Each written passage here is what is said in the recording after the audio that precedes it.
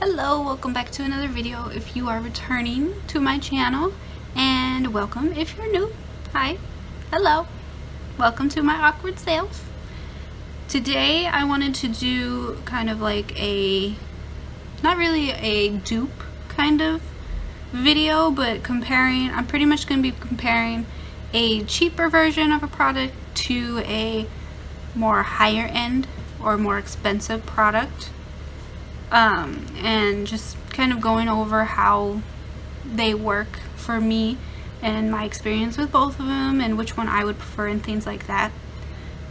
It's not really a dupe comparison or anything. I don't think, maybe a couple of them would be like dupes for it, but for the most part it's just going over two products that do the same and do the same thing and sharing my thoughts on those and which one I would like better.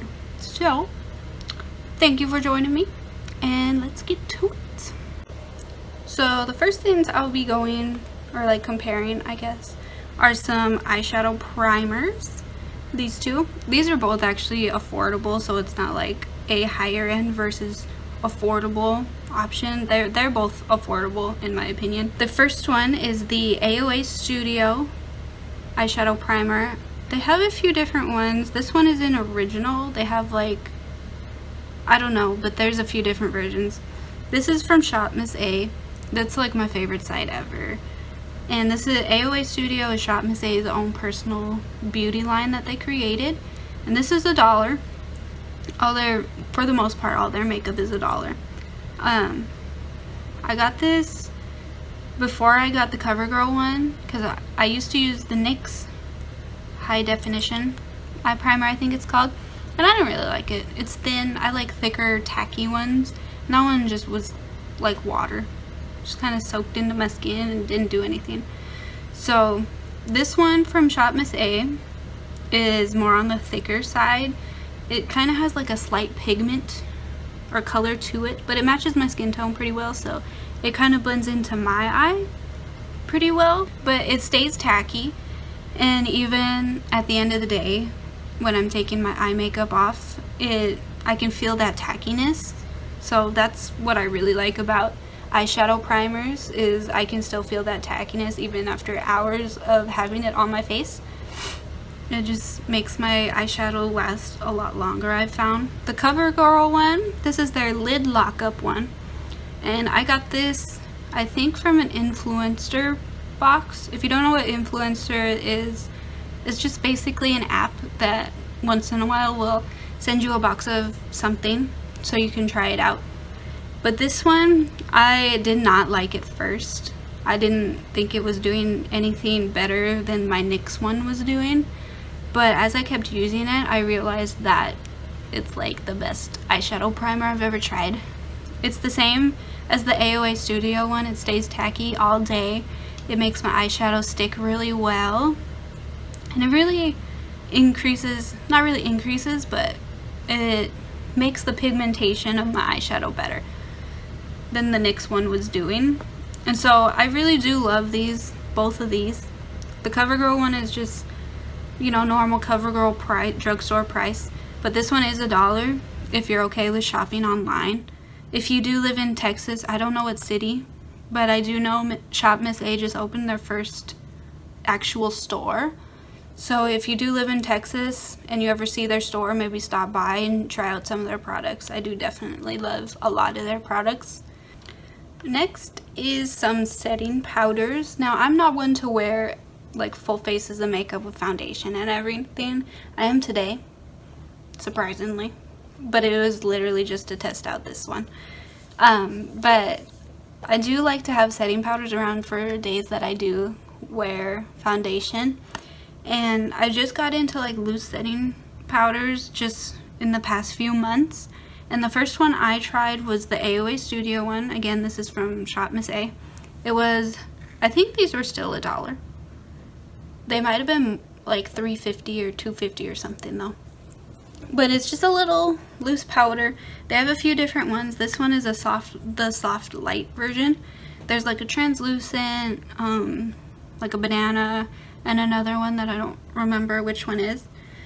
But this one, I did have the translucent one and I hated that one. I really did. It was the like typical white cast on your face. It gave a lot of flashback, and for some reason there was sparkles in it. I don't know why, but I didn't want sparkles all over my face because I did use it to set my entire face, so I just had sparkles everywhere. The soft light one does not have the sparkles in it. I don't know about any of the other ones. I never purchased those ones because I didn't think they would work with like my skin tone and stuff. But this one, it still does give you the flashback that the translucent one did. It's not as intense just because it doesn't give it a white cast. But for like $2.50 or however much this was, it gets the job done. And I would definitely I wouldn't use this to bake.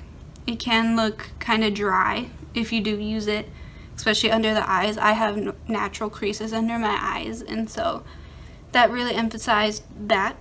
So I wouldn't bake with this, but setting it on the rest of my face was fine. The only thing that I really don't like about this setting powder, I'll show you. It can become very, very messy. Like I just already made a mess. It doesn't have like a top. It's got a sifter in it, but there's no actual top to it. So when you open it, it's just a mess. It just goes everywhere. And I feel like the lid never tightens completely. And so even just having it in the makeup bag that I have it in, it'll just leave powder everywhere. And it's just been sitting in that makeup bag, sitting there, not moving. Nobody moves that bag unless I like get a product out of there. But it just leaves powder everywhere. It's a mess. I don't like dealing with it. So that's really the main thing that I hate about that powder. But it does get the job done if you're looking for a cheap setting powder and you're not going to be doing like flash photography or anything, because like I said, it will give you the flashback.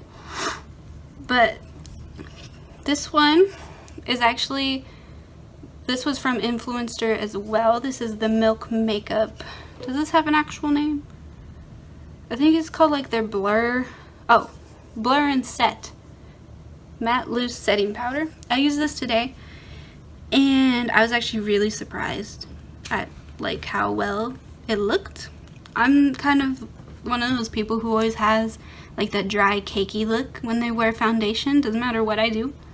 I've tried like different methods of skincare and everything. It's just I always have that dry cakey flaky mess with foundation. But this powder really smoothed everything out. I was so impressed with it. I also don't use concealer.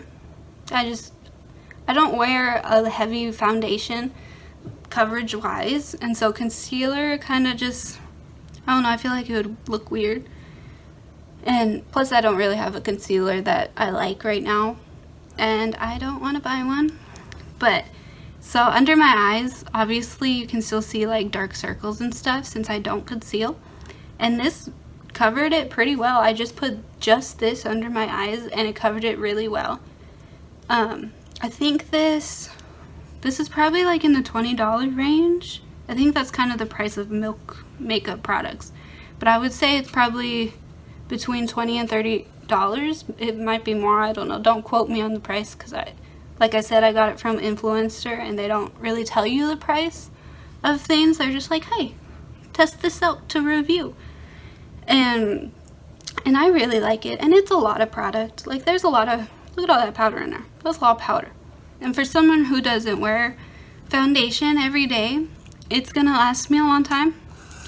Again, the like main thing that I don't like about it is like packaging wise. Like it's got, unlike the Shop Miss A one, it does have like this little top to it that covers like the actual product, and then it has like a sifter, but it's like a net, and I do not like this net. Like it just, I couldn't get any product on the sponge or brush that I tried to use. I really had to tap it into the lid to get any product to come out. I just think the net is a little useless in my opinion, especially if you like baking. That net is gonna annoy you really bad, because I could not get any on my sponge for the life of me, and I was really, tapping the sponge on the net, and I could not get any powder on there.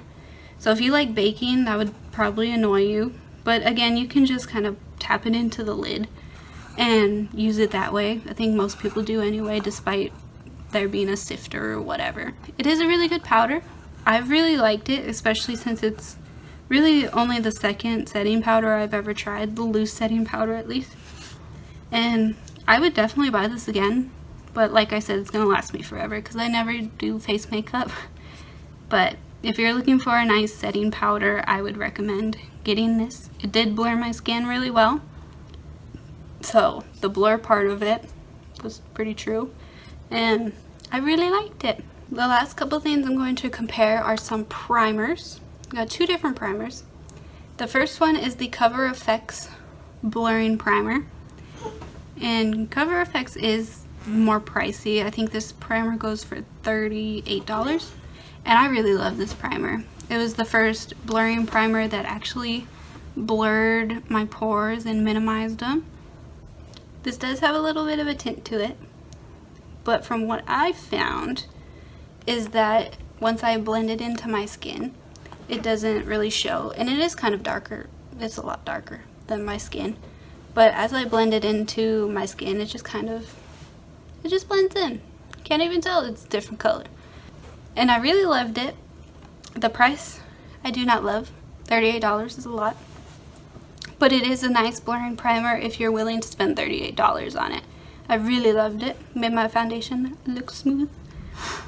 And this Master Prime one is also Influencer.